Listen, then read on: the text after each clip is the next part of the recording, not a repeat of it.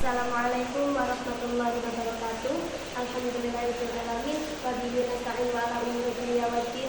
Wassalatu wassalamu ala asrofil anbiya'i wal mursalin sayyidina wa maulana Muhammadin wa ala alihi wa sahbihi wa barik wasallim ajmain. Amma ba'd.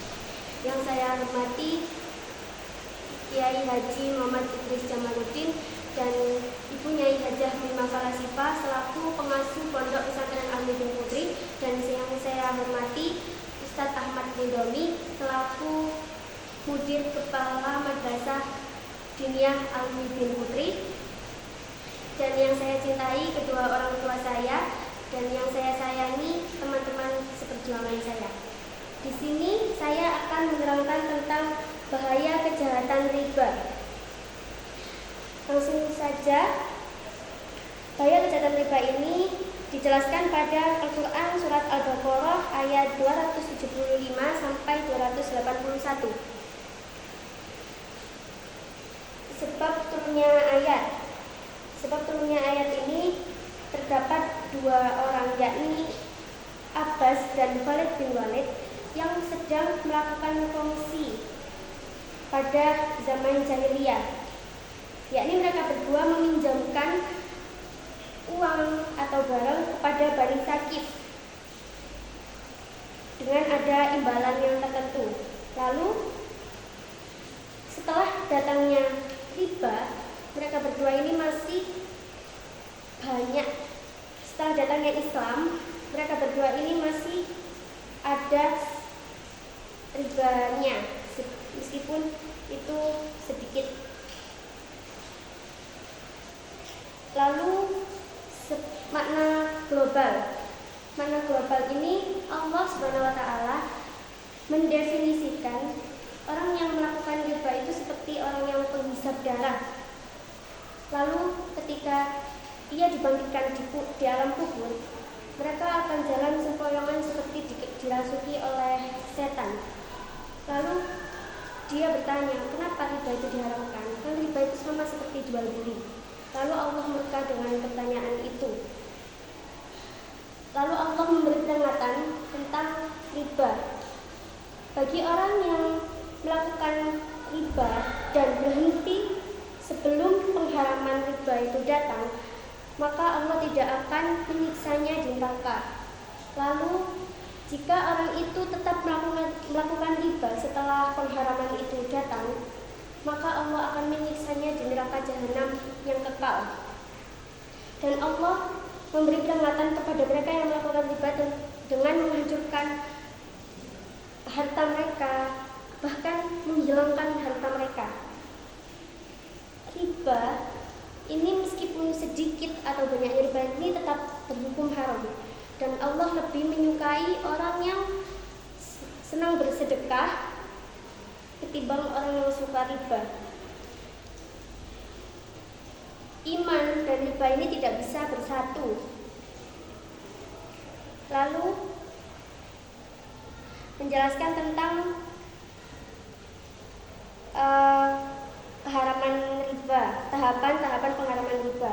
Yang pertama, tahapan pertama ini pada Al-Quran surat Ar-Rum ayat 39, yakni Allah mengisyaratkan dengan kemurkaan Allah tentang riba tersebut.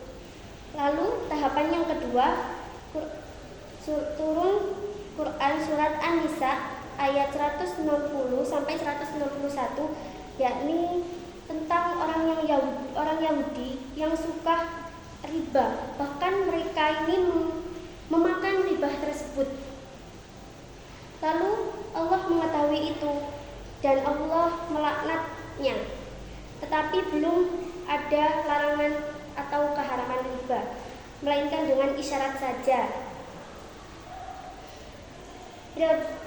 Pengharaman yang kedua ini itu sama seperti pengharamannya khomer. Lalu tahapan yang ketiga ini turun Quran surat Ali Imran ayat 130.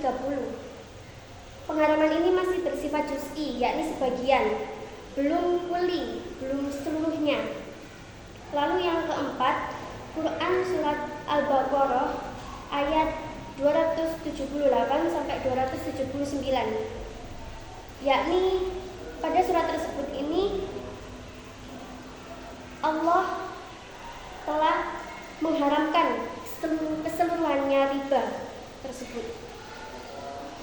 Langsung ke kandungan hukum. Kandungan hukum yang pertama, yakni riba manakah yang haram dalam syariat Islam? Riba ini terbagi menjadi dua macam, yakni riba nasi'ah dan riba fadl. Riba nasi'ah ini dilakukan pada zaman jahiliyah, yakni ketika ada orang yang meminjam uang, lalu orang yang meminjamkan uang tersebut memberikan waktu atau tempo masa, dengan setiap tempo tersebut akan diberi bunga. Lalu yang kedua riba fadl, yakni riba yang dijelaskan oleh sunnah Nabi, seperti dia meminjam gandum 1 gram gandum, lalu dia mengembalikannya dengan 2 gram gandum, maka itu tidak diperbolehkan, kecuali dengan jika yang meminjam 1 maka dikembalikannya ya juga 1. Dan apabila dia meminjam gandum 1 atau lalu dia mengembalikannya itu berbeda dengan gandum, maksudnya barang yang lain, maka itu diperbolehkan lebih dari 1. Lalu yang kedua, halalkah riba yang sedikit dan apa yang dimaksud lipat ganda dalam firman Allah surat Ali Imran ayat 30. Yang pertama, lipat ganda ini tidak bisa dimaknai syarat atau pengikat. Lipat ganda ini yang dikisahkan pada zaman jahiliyah tersebut. Lalu yang kedua,